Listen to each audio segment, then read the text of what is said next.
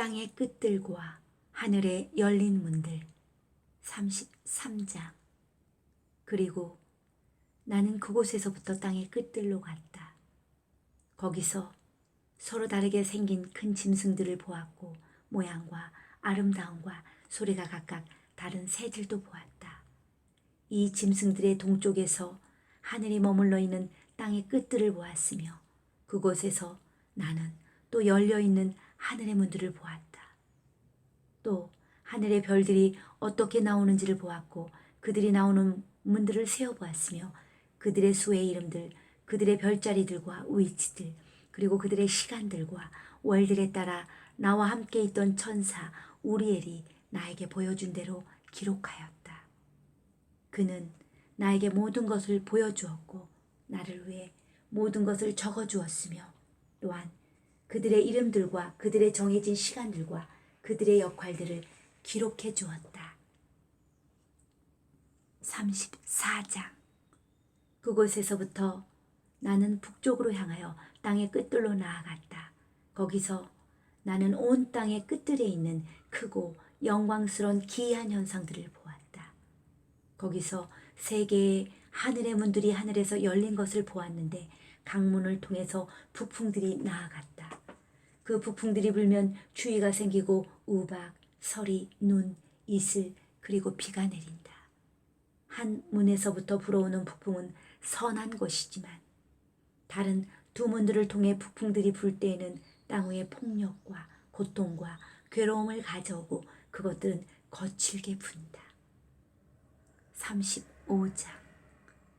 그곳에서부터 나는 서쪽으로 향하여 땅의 끝들로 나아갔다. 그곳에서 세 개의 하늘의 문들이 열린 것을 보았는데 동쪽에서 보았던 것과 같은 수의 문들과 출구들이 있었다. 36장. 그곳에서부터 나는 남쪽으로 향하여 땅의 끝들로 나아갔다. 거기서 세 개의 하늘의 문들이 열린 것을 보았다. 그리고 거기서부터 남풍과 이슬과 비가 나오는 것도 보았다. 거기서부터 하늘의 끝들의 동쪽을 향해 나는 나갔다. 그곳에서 세 개의 하늘의 동문들이 열려 있는 것을 보았고 그 문들 위에 더 작은 문들이 있는 것을 보았다. 각각의 작은 문들을 통과하여 하늘의 별들이 그들에게 지시된 궤도를 따라 서쪽으로 운행하고 있었다. 내가 이것을 보았을 때 나는 그분을 송축했다. 나는 영광의 주님을 계속해서 송축했다. 그분은 그분의 업적의 위대함을 그분의 천사들과 영들과 사람들에게 보여주셔서 그들이 그분이 행하시는 일을 찬송하게 하려고 크고 영광스러운 이적들을 행하셨으며 그분의 모든 피조물들이 그분의 능력으로 하신 일을 보며 그분의 손들로 행하시는 위대한 일을 찬양하며 영원히 그분을 송축하게 하셨다. 할렐루야. 아멘, 아멘. 이 시간은 하늘 보좌와 짝을 이루는 땅의 보좌에 대한 개념에 대해서 살펴봅니다.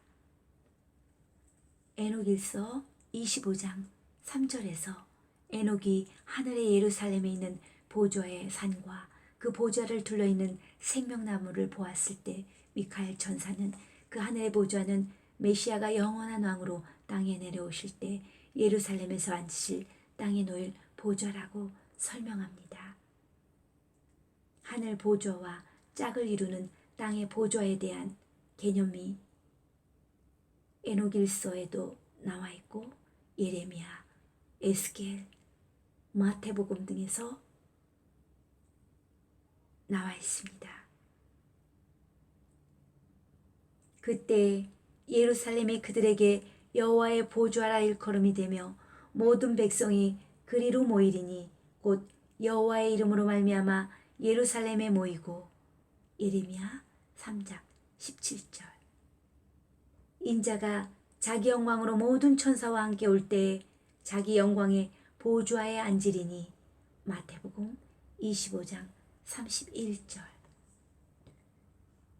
하늘에 있는 보좌가 그리스도의 재림 때 하늘에서 땅의 예루살렘의 성전산으로 내려오게 되면 그곳은 하늘과 땅이 공존하는 곳이 됩니다. 실제 땅에서 물질 세계로 이루어진 건물 성전이 있으면서도 동시에 열린 하늘의 영적인 세계가 공존의 장소입니다. 천년왕국 동안 이러한 상태의 예루살렘 성전은 지구와 온 우주 만물을 통치하는 보좌의 중심이 됩니다. 에스겔 43장 2절에서 7절은 말씀하십니다. 이스라엘 하나님의 영광이 동쪽에서부터 오는데 하나님의 음성이 많은 물소리 같고 땅은 그 영광으로 말미암아 빛나니 내가 곧 얼굴을 땅에 대고 엎드렸더니 여호와의 영광이 동문을 통하여 성전으로 들어가고 여호와의 영광이 성전에 가득하더라. 그가 내게 이르시되 인자야 이는 내 보좌의 처소 내 발을 두는 처소 내가 이스라엘 족속 가운데 영원히 있을 곳이라. 아멘 아멘. 그리고 천년왕국이 끝나고 7천년의 역사가 마무리되면 더 크고 확장된 최종적인 그 단계의 영원한 성전인 새 예루살렘의 영적인 원리와 물리적인 원리가 어우러지며 영적인 세계와 물질적인 세계가 완전하게 공존하는 신비스러운 새 하늘과 새 땅의 지성소로서 하늘에서 예루살렘을 중심으로 한 땅으로 내려오게 한다. 아멘. 하늘 예루살렘에서 땅 예루살렘으로 통하는 영광의 통로를 봅니다. 에녹일서 24장 25장에서는 셋째 하늘에 있는 에덴의 7 웅장한 산들 중에서 생명나무로 둘러있으며 메시아가 좌정하실 때 땅 중앙에 놓일 보좌가 될 7번째 산을 묘사하는데 이것은 하늘에 있는 시온 예루살렘의 묘사이며 영적인 면을 나타내 보여줍니다. 반면 26장에서는 하늘의 에덴을 방문하던 에녹이 땅으로 공간 이동하여 내려온 후 땅의 중앙에 있는 거룩한 산의 주변을 묘사하면서 땅 예루살렘의 지형을 그려주고 있습니다. 이사야 6장에서 이사야가 땅 성전에서 기도하다가 하늘 성전의 그 영광스러운 장면을 보게 된 경우를 생각해 봅시다. 이사야는 땅 성전에서 하늘 성전을 보았습니다. 반면 에녹은 하늘 방문 중에 하늘 성전을 먼저 보고 그 후 하늘에서 땅으로 공간 이동하여 땅 성전이 세워지게 될 것이며 여호와의 보좌가 놓이게 될 거룩한 성전 그 산의 지형 곧 예루살렘의 지형을 보았습니다. 에녹이 예루살렘을 방문하던 이때는 아직 에덴 동산의 중앙이었던 예루살렘의 쉐키나 그 거주하시는 하나님의 성령께서 아직 완전히 떠나시지는 않았던 시기였고 에녹은 하늘의 7 웅장한 산들과 땅의 중앙에 연결되어 있는 영광의 통로를 통하여 하늘에서 땅으로 땅에서 하늘로 이끌림 받습니다. 그러면 대홍수 이전 시대에 묘사된 예루살렘의 지형을 살펴봅니다. 에녹일서 26장에서 에녹이 묘사한 지형은 다른 곳이 아닌 바로 예루살렘의 지형입니다.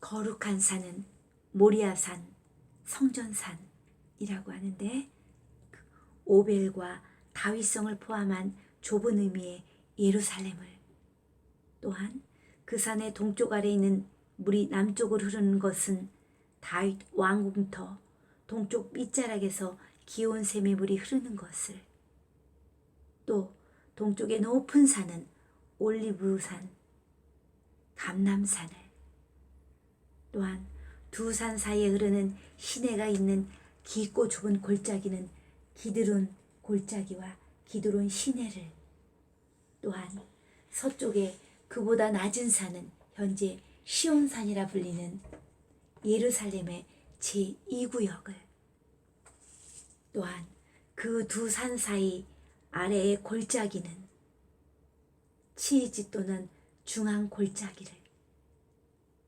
또한 그 세 산들의 끝에 있는 깊고 마른 골짜기는 흰놈 골짜기를 묘사하고 있는 것입니다.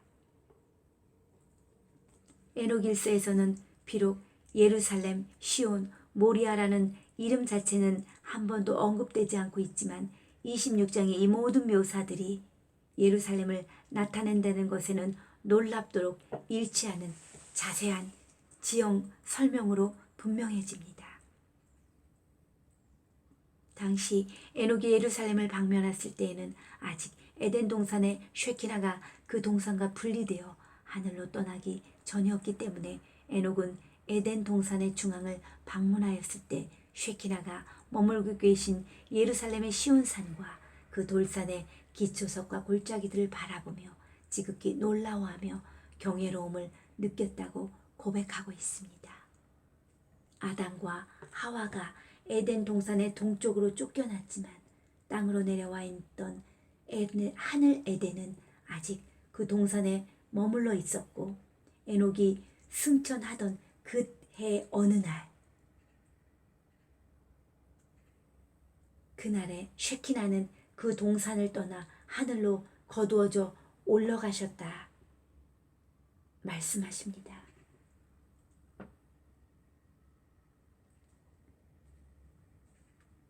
긍휼히 여김을 받을 긍휼이 넘치는 심판이 외비됩니다. 긍휼히 여기는 자는 복이 있나니 그들이 긍휼히 여김을 받을 것이며. 아멘. 공의의 심판이 집행될 때, 그리스도와 심판대 앞에서 모든 것이 벌거벗은 것처럼 다 드러날 그때 어떤 사람들은 부끄러움과 수치와 치러야 할 징계의 무거운 가운데 서게 될 것입니다. 그러나 그때 그 사람이 살아가는 동안 타인에게 베풀었던 그 자비의 모든 내역들이 하나씩 밝혀 드러나는 과정이 진행될 것인데, 그때 그가 베풀었던 자비의 모든 그 내역들은 그가 받을 심판의 결산 앞에서 그가 받을 벌을 감면받을 수 있는 자비를 얻게 할 것입니다.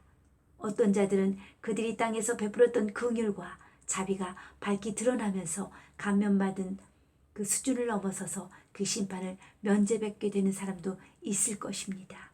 또 어떤 자는 그가 땅에서 베푼 자비를 받았던 수많은 자들이 줄을 서서 그를 위해 증언해 줌으로써 그의 고개를 떨구게 했던 부끄러움과 수치에서 도리어 자랑의 면류관을 얻고 칭찬과 명성을 얻게 될 것입니다.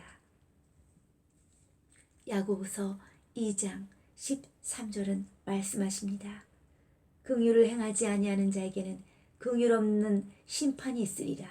긍휼은 심판을 이기고 자랑하느니라. 아멘, 아멘. 그리고 주님께서 그들을 위해 챙겨 놓아주신 그들이 받을 그 자비 때문에 자비롭고 영광스러우신 주님께 드리는 감사와 감격과 찬양이 천국의 그 자리를 가득 채우게 될 것임을 믿습니다. 할렐루야.